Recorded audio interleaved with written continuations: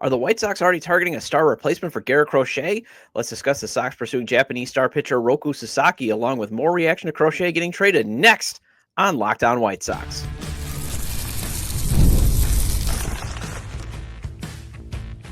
You are Locked On White Sox, your daily Chicago White Sox podcast. Part of the Locked On Podcast Network, your team every day. Hello, I'm your host, Todd Welter, a lifelong Sox fan and the site expert of SouthsideShowdown.com, part of the FanSided Network.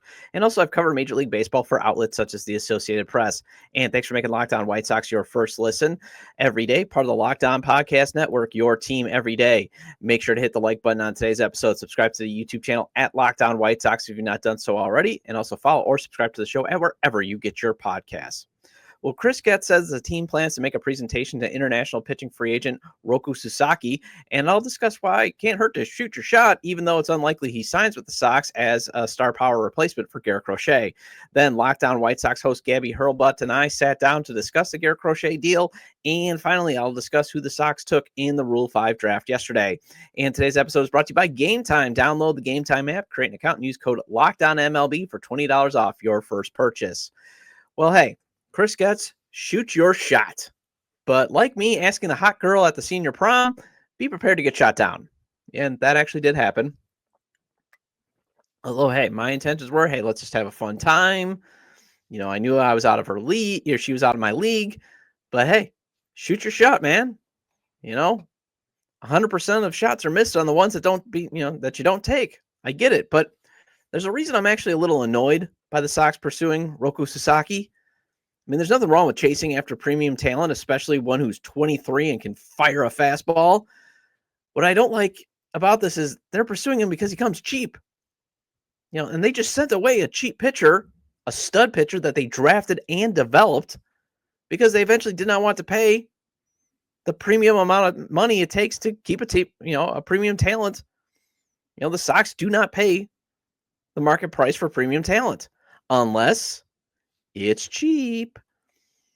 You know, think about it. Even when the White Sox try to do the right thing, they still find a way to White Sox it up. That's what they do. You know, because make no mistake about it, as Matt Spiegel pointed out on 670 The Score, the Sox traded Crochet because of an organizational failure. That's what the trade of Garrett Crochet represents. It's an organizational failure. The organizational failure of the last rebuild and the last front office leadership. And also, if I'm Joel Wolfe, Sasaki's agent, my main question in the presentation to Getz, is how do you plan on overcoming your owner's eventual meddling if this team is ready to compete by, say, 2027, when Sasaki will be in the prime years of his career? How do you plan on overcoming that? How do you plan on overcoming your owner? Because Jerry looming over like a gargoyle on this franchise will always be a problem. This organization will always be doomed to fail when success is on the horizon, so long as Jerry Reinsdorf owns the team. Now, you can't always blame everything on the owner. I mean, one of the reasons why, again, the team had to trade Garrett Crochet was because of the failure to draft and develop impact bats. That's one of the reasons why Garrett Crochet is a Red Sox today. The refusal to spend money, though, on premium players, that goes to Jerry. And the refusal to spend premium money on premium players to overcome that failure to draft and develop impact bats is a reason why Garrett Crochet is a Red Sox today. You know, so if I'm Sasaki's camp, knowing that whoever he signs with is going to control his rights through his prime pitching years, you want to know how the heck those things are going to change. Because one of the, especially how is it going to change when the one constant of these problems is still around? Now, maybe Father Time, and it's sad that we, again, have to root for a guy to die for that problem to potentially go away. But Father Time may take care of it. But if you're Chris Getz and you're in a presentation, do you want to be like, well, my plan is I need my owner to sadly pass away? And I give, actually, Chris Getz some credit for his recruiting ability. I mean, he managed to get Will Venable to come and manage the club. And Venable did cite, the vision that Chris Getz painted him. I mean, heck, Chris Getz found a way to get this job when he was part of the problem in the first place. So shoot your shot, Chris Getz, and actually, the guy's must have a silver tongue because he's able to, he was able to get a job when he probably wasn't qualified for it. And he got a heck of a manager, but it's easier to recruit a guy like Venable when there are only 30 of these jobs. And only 2 of them were available at the time. And it was easy to get Venable when it looked like the promotion that he was hoping for, he was probably not going to get because Bruce Bochy doesn't sound like he's going anywhere anytime soon.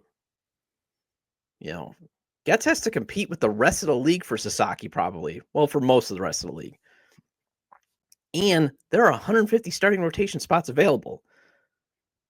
And there usually a lot of them are open. And even more because, again, with how arms get hurt and that type of stuff. So it's not like Chris Getz is recruiting to a guy where there was only one other option, and it was the Miami Marlins, compared to now you got to recruit with basically the entire league. But let's circle back to the Sox even pursuing Sasaki. Don't think for a second the reason they're in on this top talent is because it's more than just, hey, there's a great player available. It's the economics. It's a great player available who's in their pay wheelhouse. And if this was Locked On Guardians, that's great. If this was Locked On Rays, yeah, you should be on Sasaki. Locked On Padres, you should be in on Sasaki because of the economics and the talent. If you're the White Sox, you should not only be in on him for the talent, but then you should also be part of, hey, we're going to pair him up with Garrett Crochet. But in a lot of ways, seems like, hey, we're just trying to find the right-handed version of him. I mean, you're in the 3rd biggest market in the country.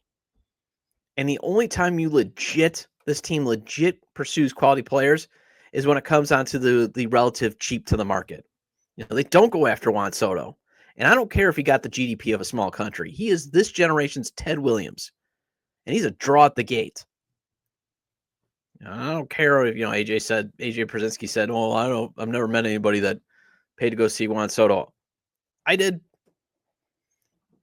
Just like I paid to see Shohei Ohtani. And hey, remember the one time that the White Sox were rumored to be interested in Shohei Ohtani? The 2022 season when they made a call for him? But then when his price went up, the owner laughed at the idea.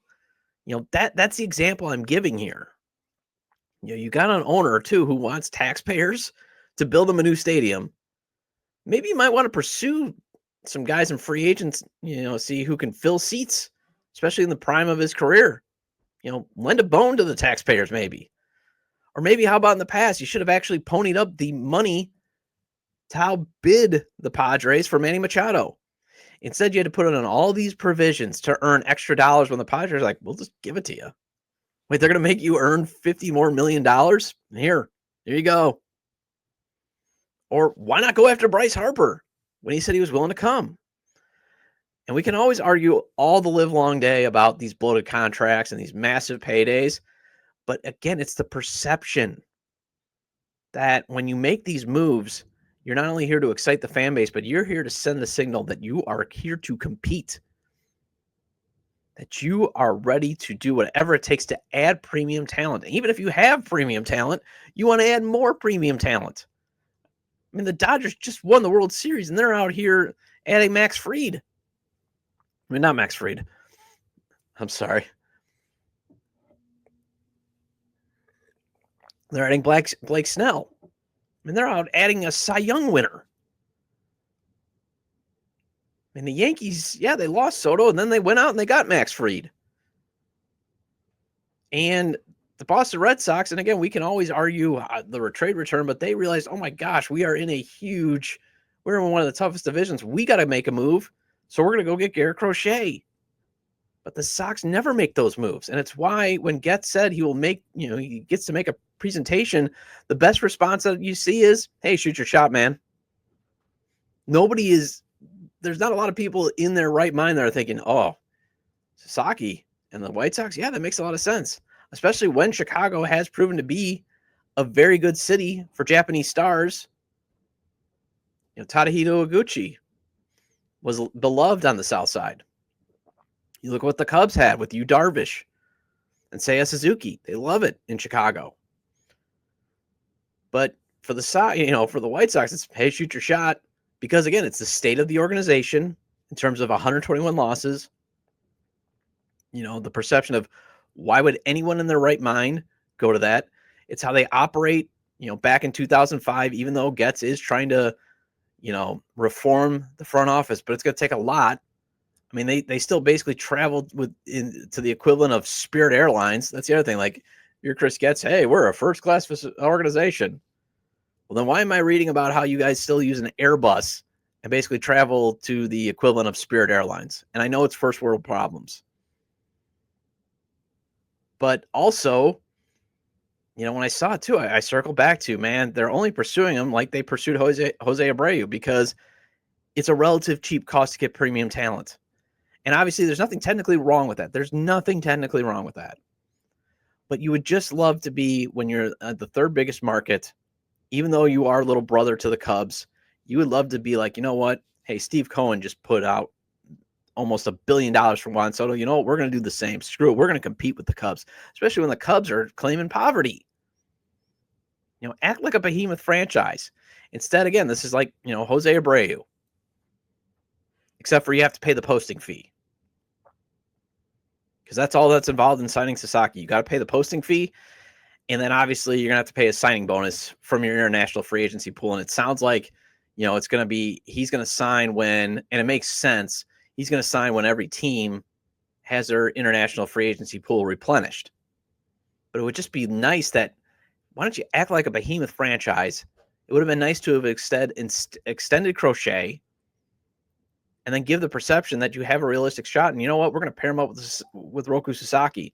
And then we're going to build a rotation with, a realized potential Hagen Smith and Noah Schultz. Then we'll have Jonathan Cannon as our fifth starter. Let's go. But instead, you had to get rid of Garrett Crochet because, you know what? You are always a franchise that never gets in on premium talent. You can't develop and draft bats. And you got an owner that refuses to keep to pay the market price to keep these guys around. So White Sox. So Gabby Hurlbut and I sat down to discuss the Garrett Crochet trade in more detail, and that's coming up after the break on Locked On White Sox.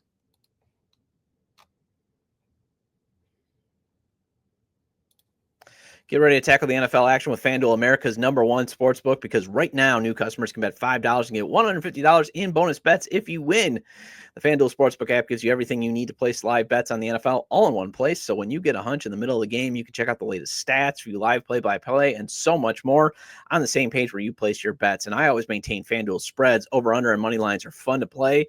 But if you want to win big or at least double your money, FanDuel's parlays, props, and futures is the way to go.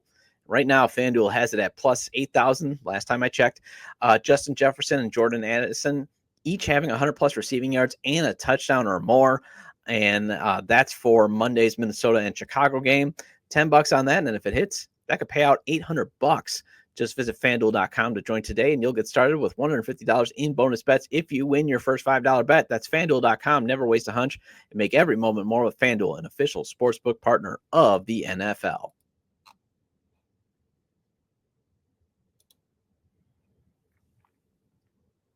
Welcome back to Locked On White Sox. I'm your host, Todd Welter. Again, make sure to hit the like button on today's episode and subscribe to the YouTube channel at Locked On White Sox if you've not done so already. And if you can't catch the show on YouTube, Locked On White Sox is available on all major podcast platforms, so make sure to follow or subscribe on places such as Apple or Spotify. Either way, get your 30-minute fix of Chicago White Sox baseball venting with me. Well, some of you are impressed with what the White Sox got for Garrett Crochet. Others can't believe the Sox added another catching prospect. Some believe that, you could have gotten more for Garrett Crochet, especially since the Phillies were willing to offer their #1 prospect, except they just didn't want to throw in their #2 prospect. Some were hoping that Marcelo Mayo was the return for the White Sox, or Christian Campbell, or even, Roman Anthony. But those deals probably aren't likely happening where you're going to trade your #1 prospect overall, at least in the top 5. That usually isn't happening anymore these days. But I sat down with Locked On Red Sox host Gabby Hurlbut to discuss the deal. While I am very happy that they didn't have to give up any current major league talent for Crochet, I was a little bit surprised to see them part ways with Kyle Teal of all prospects, just because the Red Sox don't really have a lot of catching depth right now. So, Todd, what was your initial reaction when this news broke about this trade? So my initial reaction was, one, it's kind of sad on the White Sox end that, they're one of the reasons why they're trading Garrett Crochet, and I mentioned it a lot on my shows, is um, they're just not going to pay him. I mean, they're not going to extend them, and it's a sad existence. And then on the other end, they don't use free agency to try to put themselves over the top or cover any gaps in their system. So they had to trade Garrett Crochet to get impact bats because they have a dearth of them in their minor league system. That being said, when I saw the return, I was like, oh, here we go. Here we go. Although, like I was listening to local radio, there's a lot of people that they're just apathetic too. So I can see that too. So me, I'm like, here we go, because I'm still one of the crazy ones that still watch White Sox baseball and talk about White Sox baseball. And am here for my audience. For most of the people that have checked out, I guess I like to watch train wrecks. That's me. But one way to recover is getting Kyle Teal. I'm very happy to get him. And then Braden Montgomery, you and I talked about on the show that we recorded. This is an example of a team giving up a top 100 prospect who still has not gotten to Double-A. So I really like that. And I liked how they got basically a bonus first round pick, basically, because the Sox were very high on him. Potentially they were going to take him with the 5th overall pick. Instead, they took Hagen Smith. So I'm like, hey, all right, well, we get now basically we have Hagen Smith now and Braden Montgomery. So I'm happy on that. And then I like the on-base percentage king of Cam Medroth. I butchered his name so many times. Medroth. I mean, that's an on-base dude. And I did my live show earlier, and somebody was saying the live reaction, like, well, on-base doesn't matter. It's OPS. Basic money ball is still on base. Get guys on base, and that's what the White Sox want to do. They want to get more guys that can do this simple thing called he gets on base. Yeah, no, and you got some good ones in that package. I mean, I was looking at the names that the Red Sox sent away. And while I'm not surprised that they were willing to part ways with Montgomery, because like you said, he's so unproven still, and they don't really know what he's going to turn into. So I think the Red Sox were okay with that risk of, if he pans out, it is what it is, but he still isn't high enough up yet in his career for us to really know what he's going to turn into. He just has so much raw ability and raw talent, and I was very high on him when the Red Sox drafted him. So he is somebody who's going to be special, but ultimately when it comes to the Red Sox and where they're at, they have a plethora of outfield talent in the system right now. So ultimately, chances are by the time he was ready to get called up to the majors, he might have been roadblocked by other players who are already occupying that outfield that the Red Sox currently have. Like, I mean, they didn't have to give up their top prospect in Roman Anthony, who they kind of made clear was a definite no-go. I believe at one point the White Sox did ask for him in a potential Crochet trade, and the Red Sox said absolutely not. So can't really blame them there. But when it comes to the other prospects, you should definitely be very excited about what you're getting. Medroth is great offensively, and he's a guy who I think will overperform what a lot of the numbers and projected stats are for him that they're putting out there right now. I think he's just a really useful player for a team like you who are trying to identify that special type of talent to bring into the system right now. And, when it comes to this Red Sox idea of them not wanting to do anything, I mean, this is doing something for sure. And I think we're getting a guy who is obviously a strikeout machine and is going to generate a ton of those swings and misses. And he's a guy who I think, if he can stay on the field, is well worth the investment for the Red Sox, especially if they're able to extend him. Yeah, when it comes to staying on the field, I think that's starting to become more and more of a myth, just based on it sounds like he developed a workout regimen, or whoever he was working with has developed a regimen that I think is going to keep his arm healthy. And you saw, yes, he got down to 4 innings in July, and there was the August struggles, but then he bounced back and he pitched very well in September. So anything that you've marked out, he has cleared in terms of the hurdle. I'm a little bit surprised, though, that the Red Sox did pay the 4 prospects when, we were talking about this before we started recording, was Dylan Cease might have been there, and his market has been firmly established. It's 3 players. Yes, it's top 100 talent, but it's only 2. And also, and there's been an established market. Now, granted, you only have him for a year, but the Red Sox have a history of extending guys that they do trade for, like they did with Chris Sale. So they must have really, really wanted a left-handed pitcher, because, I mean, I was a little worried that they might go pivot towards Dylan Cease as I saw John Morosi's report, because again, Dylan Cease has at least 4 years of very good production, 4 years of over strikeout, 200 strikeouts, 4 years of over pitching 160 innings, where Crochet, the only thing that he had left, the only hurdle he has left to clear is, can he pitch over 160 innings?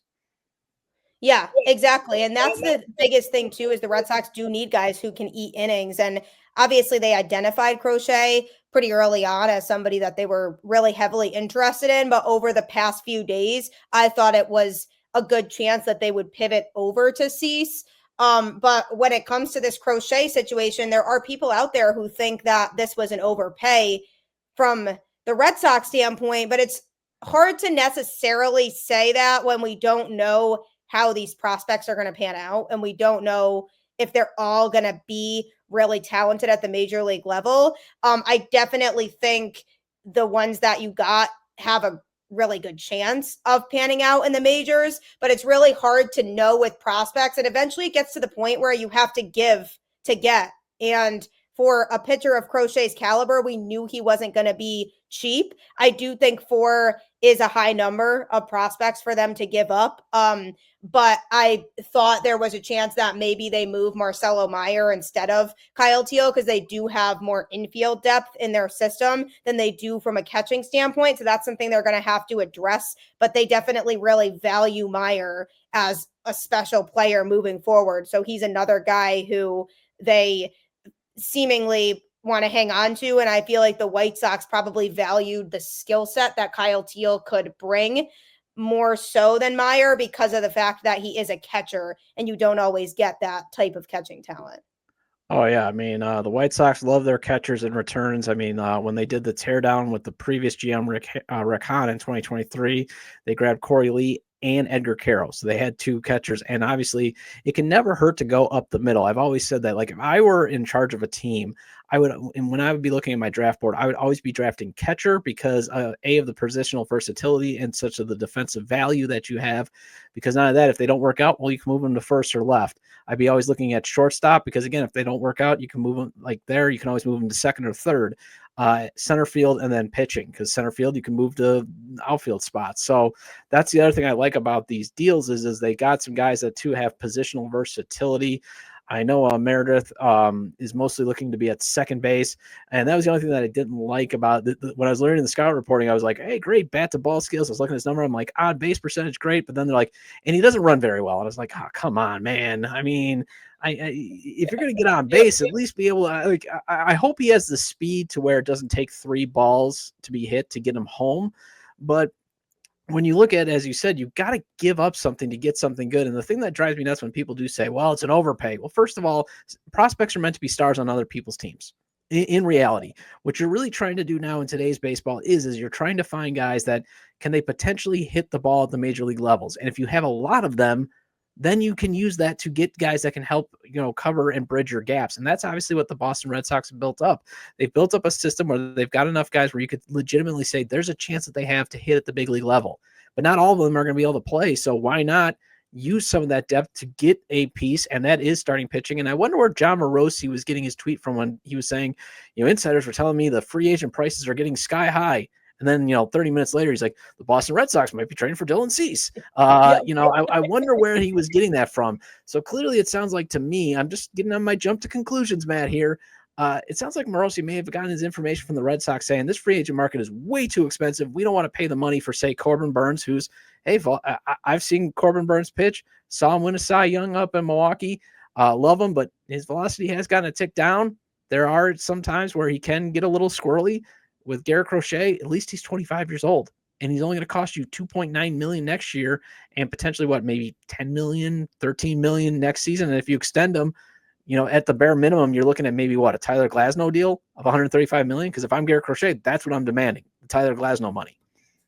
Yeah, exactly. I feel like in the grand scheme of things, when you look at the options, this was a really good situation for the Red Sox because they knew they needed starting pitching, and not just any starting pitching, front line starting pitching, and getting somebody who's young, is under team control for a couple of years, that they can work with, who has ace caliber stuff.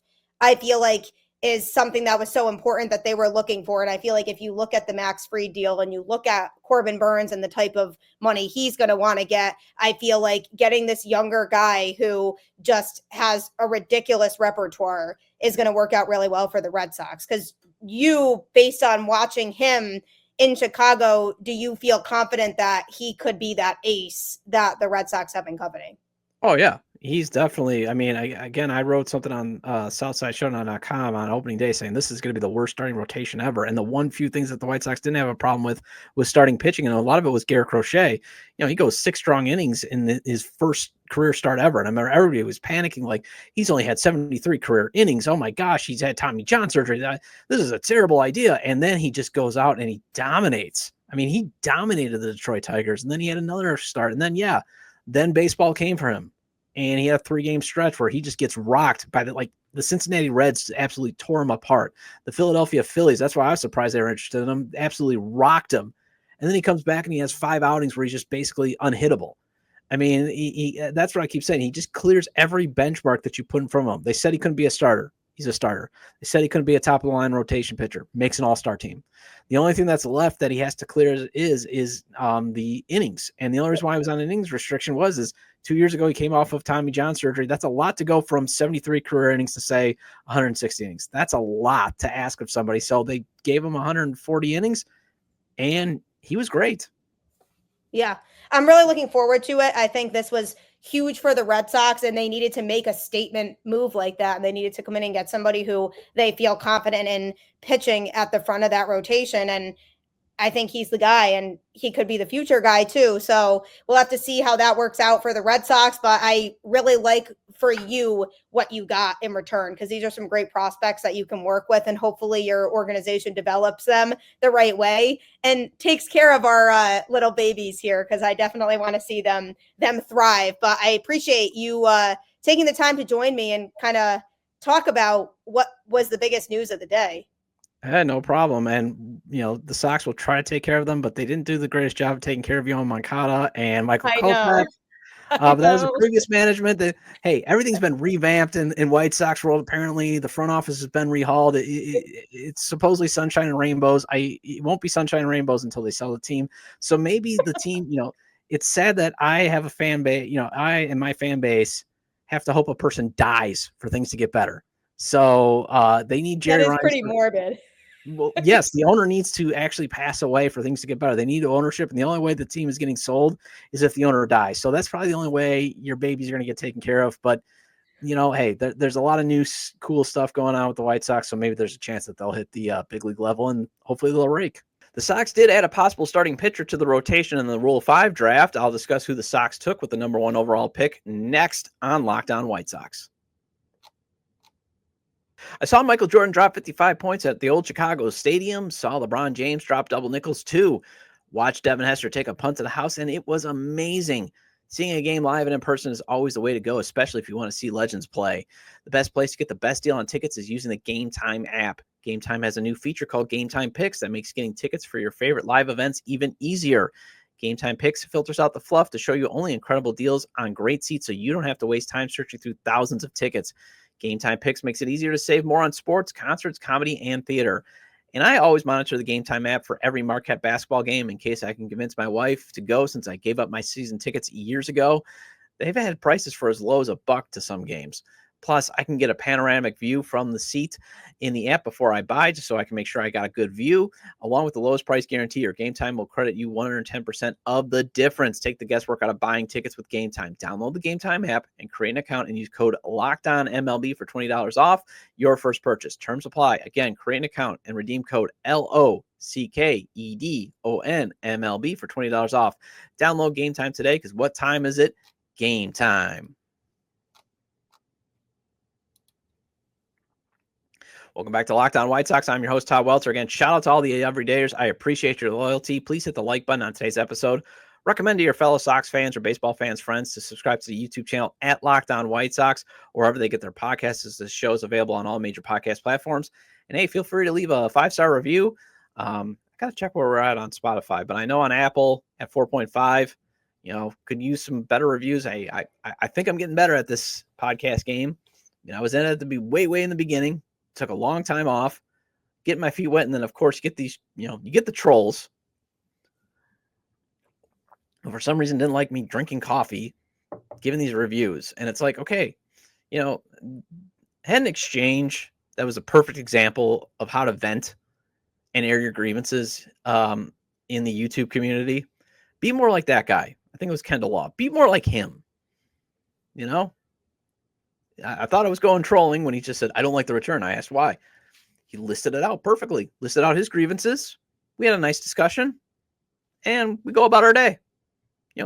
This country would be a lot better if people just stop being like, I have to be trolls or I have to be witty, or, there's nothing wrong with being witty, but it's just like, we can have disagreements, just have a conversation. And the other guy that tried to have a conversation with me, you were trolling. But this guy, Kendall Law, perfect example. Go and read it. It's on yesterday's live episode. And also shout out to all the people that joined on the live episode that I had in the reaction to Garrett Crochet being traded. It was a great interaction. Really appreciated it. Anyways, the Sox ended up taking a pitcher who Chris Getz said will compete for a rotation spot in Shane Smith. They took him in the first pick of the Rule 5 draft. He's a right-hander from the Brewers organization. Drink. I like the pick, and it's not because I also, like the Brewers is my second team. There was another troll who accused me of that, and you know what? Troll boys can always go away, but it's because, the Brewers have a history of developing pitching. They have one of the best pitching labs in all of baseball. Although it was funny that it was leaked out before it was announced, like officially announced. It got leaked out on Twitter. Jonathan Mayo of MLB Pipeline, he got a hold of it, and he put it out on Twitter that the Sox were going to draft. They were going to draft Shane Smith. So I thought it was funny. Kind of took the anticipation out, but it's the Rule 5 draft. Again, you're taking prospects that most teams like, but don't like enough to put on their 40-man roster. And then here's what he wrote on MLB.com in terms of Smith. Smith, a Wake Forest product who signed with the Brewers as an undrafted free agent in July of 2021, will pitch all of the 2025 season at age 25. Injury slowed him early in his career, but he had 10 saves and a 1.96 ERA and 38 relief appearances, reaching Double-A in 2023. He totaled 94 and a thirds innings last season, getting time as both a starter and a reliever, finishing with a combined 3.05 ERA and a 2.04 batting average against and a 10.8 K9 rate across Double-A and Triple-A. He can miss bats with his 93, 95, 94 mile-an-hour fastball, and he has a distinct curve and a slider, getting good extension and generally being around the strike zone. Quote, when we talked about him before the protection deadline, we knew he was a really good pitcher, a high-character pitcher we've liked going back to college, Brewers special assistant to scouting Brian Gale said. Anyone that's seen him when he's been healthy in pro baseball sees that he's been successful and he's gotten better every year. When you have to make a tough decision like that, there's some risk of losing a really good player. Everyone is happy Shane will get this opportunity, and we're all pulling for him, end quote. Some pretty good praise there from the Brewers, and, Mayo has a good write-up on what he can bring to the White Sox. Although immediately you're thinking, well, he went undrafted. It's because he had Tommy John surgery before the draft. This is what James Fox of FutureSox.net had to say about Smith before the Rule 5 draft. The write-up is on FutureSox.net. Smith could be the early favorite to be the number one pick in the Rule 5 draft, and the White Sox just so happened to own that selection. The 6'4", 235-pounder signed with the Milwaukee Brewers as an undrafted free agent out of Wake Forest in 2021 while recovering from Tommy John surgery. The 24-year-old made 16 starts in Double-A this past season and posted a 3.08 ERA with a 2.88 FIP in 87 and a thirds innings. Smith struck out 106 hitters and walked just 26. He made 5 appearances in AAA as well. The righty possesses a fastball that sits 92 to 96 mile per hour and touches 98 with an average curveball and a slider in the mix as well. Smith has experience starting and relieving, and his stuff could really pop in a relief role. This is the type of profile that typically goes early in the Rule 5 draft. Then Jim Margulis wrote this up on Sox Machine. Basically, outlined this.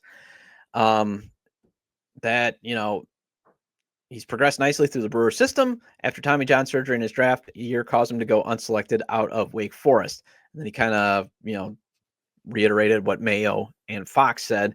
Obviously didn't plagiarize or anything. Jim Margulis is a fantastic writer. I would love to get him on the show.